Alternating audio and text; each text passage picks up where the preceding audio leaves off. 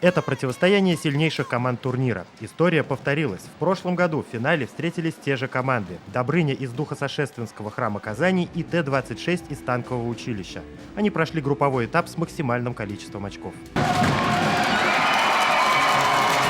Первой повела в игре команда Добрыня. Именно она, как нынешний обладатель кубка, считалась фаворитом. В ходе игры команды по очереди забивают шайбы. Зрители делают ставки. Я пришел сюда поболеть за Добрыню. И вообще я люблю этот спорт, потому что я сам им занимаюсь. Сегодня рассчитываешь, кто победит? Добрыня, потому что они играют более уверенно и реализовывают свои моменты. А поболеть за Т-26 пришли сокурсники ребят из танкового училища. За неделю турнира на льду встретились любители хоккея из 4 городов страны – Казани, Санкт-Петербурга, Салавата, Североморска. Он уникален тем, что его организуют представители двух конфессий – православия и ислама.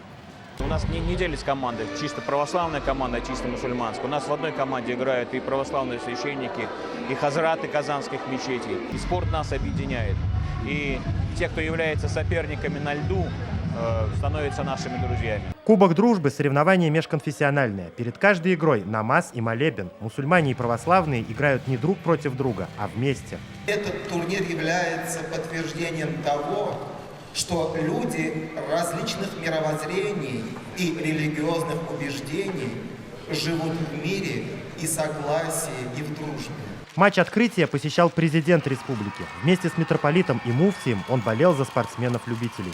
Олимпийский уровень. На самом деле очень красивая игра, прекрасные болельщики и самое главное прекрасный турнир. Дружба. И православные, и мусульмане, и наши военные братья здесь с нами. Аплодисменты. Победителем и двукратным обладателем Кубка дружбы стала команда Добрыня. В финале они переиграли курсантов Казанского танкового училища со счетом 5-3. Тагир Валиди, Алмаз Зиадинов, ТНВ, Казань. Закажи рекламу на ТНВ. Телефон в Казани 5 705 100.